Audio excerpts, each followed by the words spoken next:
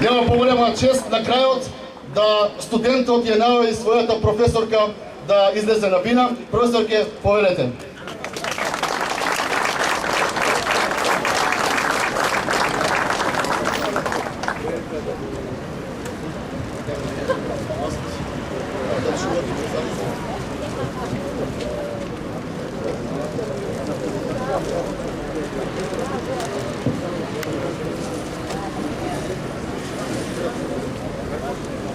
Благодарам.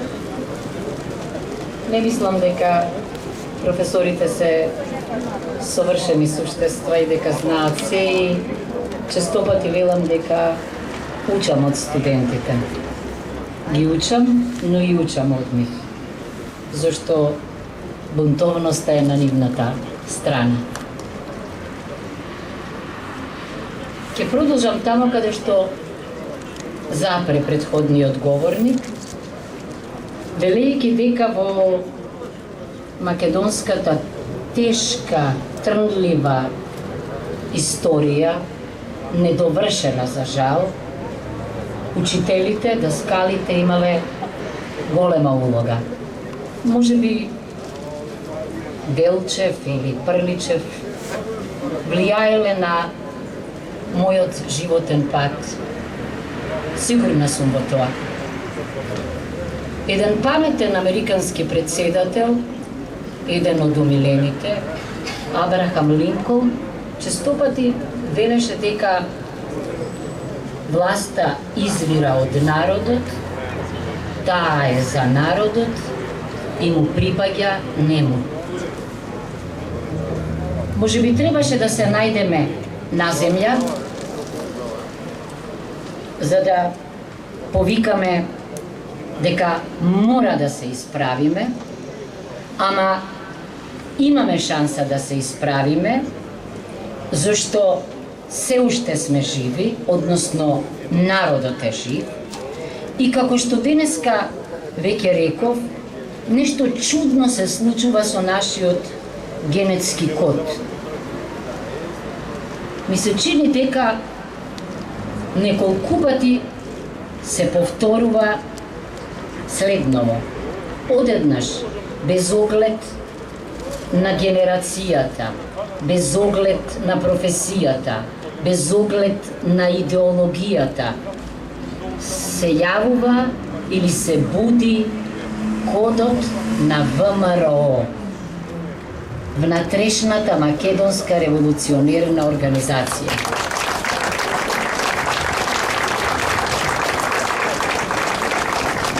На памет ми паѓаат умните, кој од кој поумен, најчесто учители.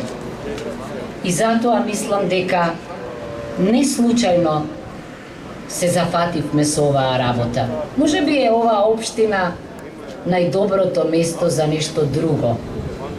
Ако велиме внатрешна македонска револуционерна организација, се разбира во 21. век не мислиме на оружје, ама мислиме на вистинска револуција на умот, вистинска револуција на владењето од недемократско во демократско, револуција на она што е власт на една олигархиска група од латиноамерикански тип која се нарекува социјал-демократска. Замислете, во гроб се вртат, се превртуваат социјал-демократите кога гледаат дека во една мала банана држава со социјал-демократско руво се облекле неколкумина пребогати луѓе кои се надпреваруваат по малограѓанштината, која што не може да го покрие незнаењето и мислат дека ја поседуваат Македонија. Не баре се Луј 14.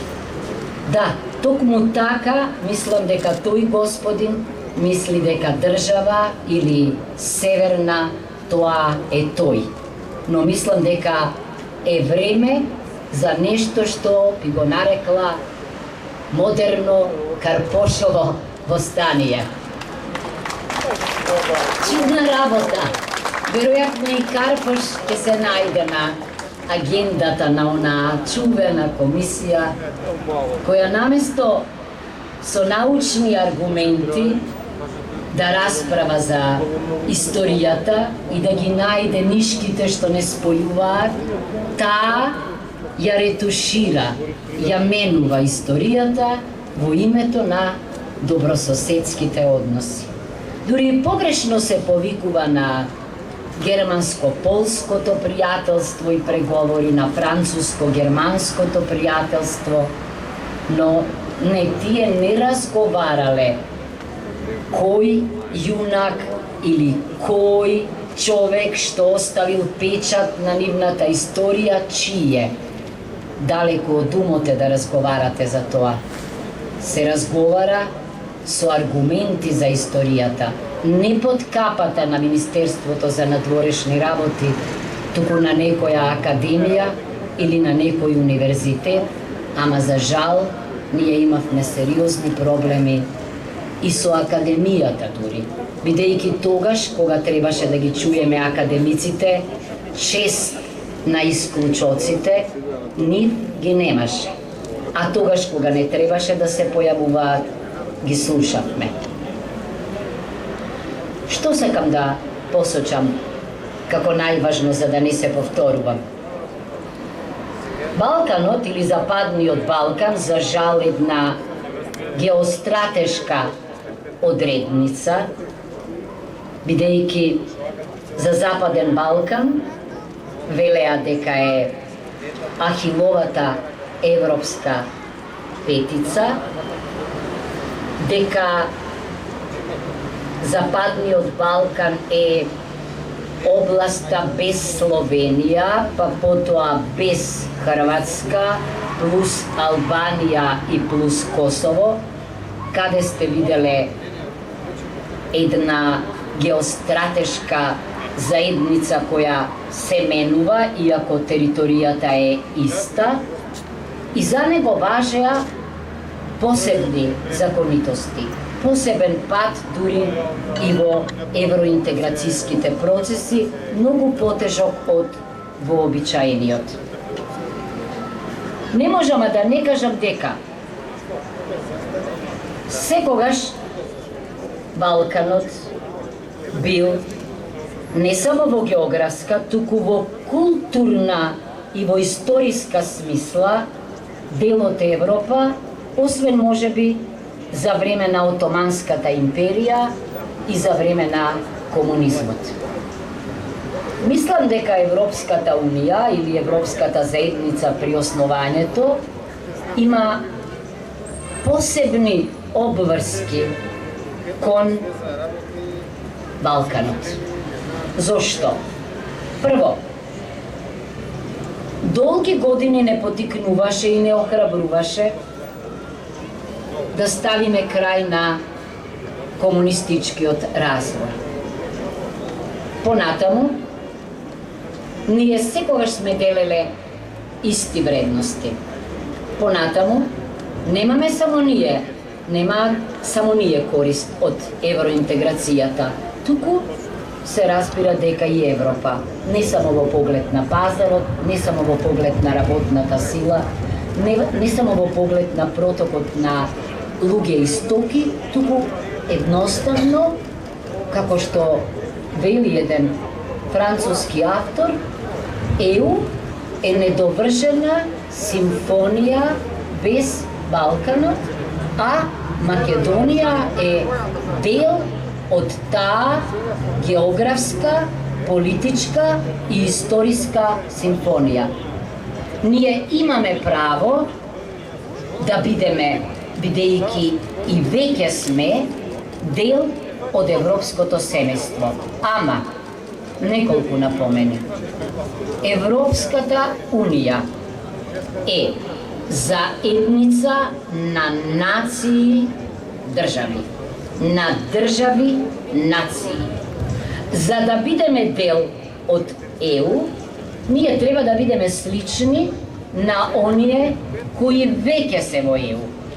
Затоа мислам дека по 15 јули треба да ставиме крај на уникатниот политички систем, на уникатниот јазичен модел, на уникатната демократија, на оригиналната политичка култура и да си го откриеме, да си го исправиме, да си го возобновиме европското во нас.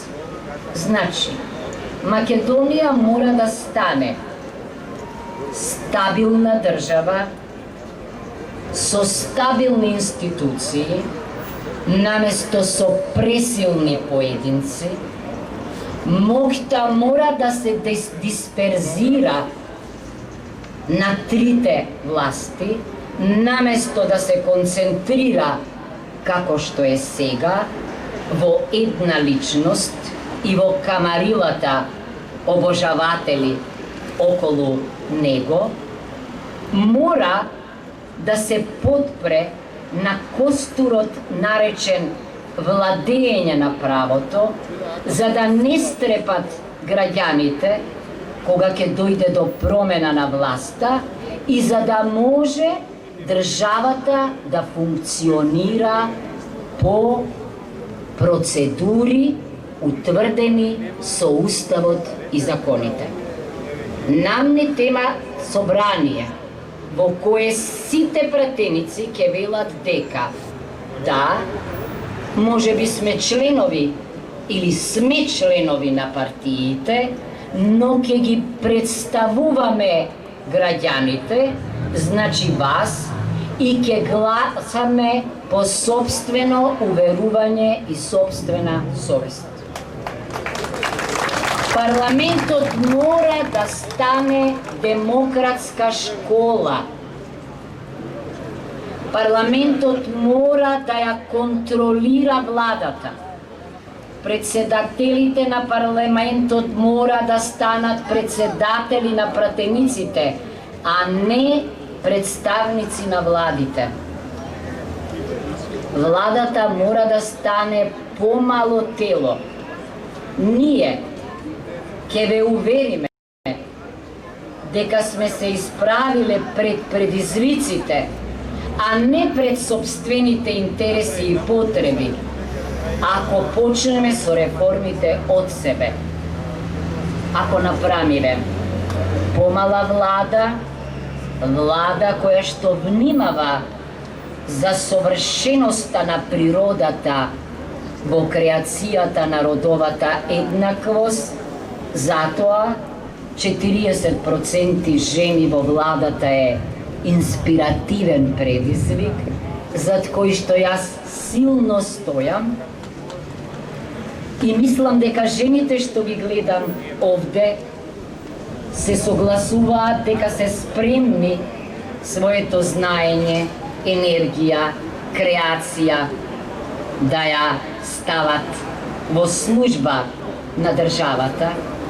Мислам дека ќе мора да ставиме крај на партизираната и политизирана послушна војска наречена државна јавна администрација, зашто она што го нарекуваме бели крагни како синоним за вработени, посветени на граѓаните, а не на партиите и не регрутирани по етнопартиски клуч, зашто запомнете, немало и не може да има успешна реформа без квалификувана и стручна администрација.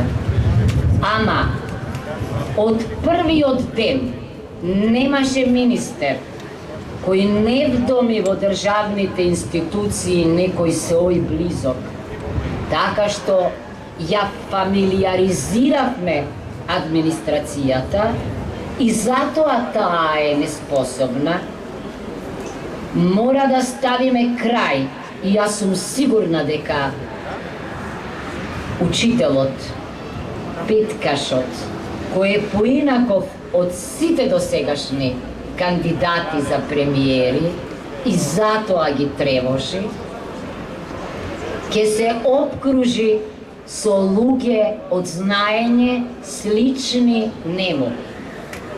Како што во Швајцарија министрите се нарекуваат администратори и тоа не се најпартиските луѓе, туку се најквалификуваните луѓе на кои им веруваат сите граѓани без оглед на партиската, етничка, верска, јазична или друга припадност.